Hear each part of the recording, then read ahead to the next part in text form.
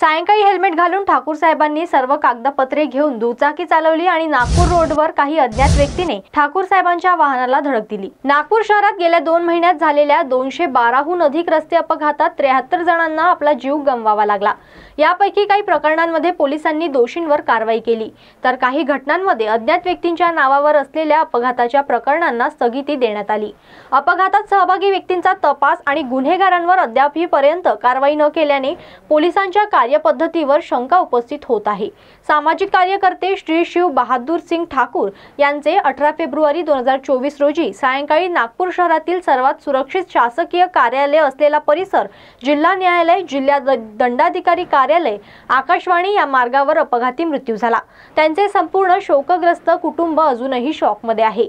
1 महिना उलटून गेल्यानंतरही त्यांच्या कारला धडक देणारी कार आणि दुचाकीची अद्यापही ओळख न झाल्याने तपास यंत्रणा आणि पोलिसांच्या दिरंगाईवर प्रश्नचिन्ह निर्माण झाले आहे।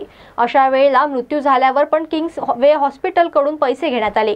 आता मृतक व्यक्तींच्या मुलांनी बापाकरिता न्याय मागितला आहे।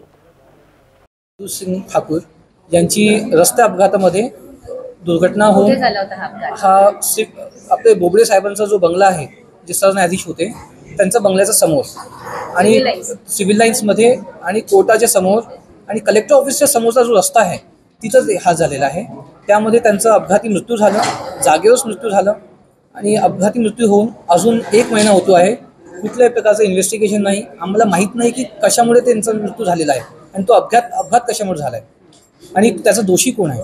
आणि जो कोणी दोषी असेल, जर पोलिसांनी प्रॉपर इन्व्हेस्टिगेशन केली असती तर मला वाटतं 2 दिवसामध्ये ती माणसं सापडली असती। रस्त्याचं बांधकाम चालू आहे, कंत्राटदार कोण आहे, त्या रस्त्याच्या बांधकामामुळे अपघात झाला असं म्हणतात। या रस्त्याचे कंत्राटदार ACPL लिमिटेडचे अभिषेक विजयवर्गीय आहेत आणि त्यांनी प्रॉपरली सेफ्टी रूल्स फॉलो न केल्यामुळं, त्याचे बॅरिकेड्स न लावल्यामुळं हा जो अपघात आहे तो खूप भीषण झाला आणि तो इतकं भीषण झालं की जागेवरच मृत्यू झाली। जर त्यांनी ते नियम पाळले असते तर मला वाटतं की आमचे वडील आज चांगले हयात असते आणि ते मृत्युमुखी पडले नसते। 1 महिना झाला पण तुमचं असं आरोप आहे की पोस्टमॉर्टम 1 महिना झालेला आहे, पोस्टमॉर्टम रिपोर्ट नाही मिळाली, इन्क्वेस्ट रिपोर्ट, पंचनामा नाही मिळाला आहे आम्हाला। म्हणजे फक्त FIRच्या व्यतिरिक्त काहीच नाही आमच्याकडं। ती नोंद झाली आहे तेवढंच आम्ही देवाला धन्यवाद देतो। पोलीस आयुक्तांकडे गेले होते? आम्ही पोलीस आयुक्तांकडे गेलो, 2 वेळा गेलो। काय म्हणाले? आम्ही त्यांना सांगितलं की सर अशी घटना घडली आहे आणि आमच्या वडिलांचं अजूनही आम्हाला माहीत नाही की कारण काय, कशामुळे झालंय। तर त्यांनी ते संबंधित जे PI आहेत त्यांना विचारलं, काही अजून त्यांना ऑर्डर दिले, पण अजून काहीच झालेलं नाही। आता काय मागणी आहे तुमची? आमची मागणी आहे की ही SITची तिथं ते प्रॉपरली इन्व्हेस्टिगेशन केलं पाहिजे। SITची म्हणजे त्याने त्याचं जांच केली पाहिजे SIT तर्फे। दोषींवर कारवाई केली पाहिजे आणि तो गुन्हा दाखल केला पाहिजे। मुद्दा आहे की मृत्यूचं प्रमाण हा रुग्णालय आहे विम्स हॉस्पिटल, त्यांनी पैसे घेतले आणि आम्हाला नंतर कळालं की आपल्याकडे इतकी म्हणजे माणूस मरून गेलेला आहे आणि मृत माणसाला आणण्यात आलं होतं तिथं, म्हणजे वडिलांची अगोदरच डेथ झाली होती, त्यानंतर त्यांनी पैसे घेतले।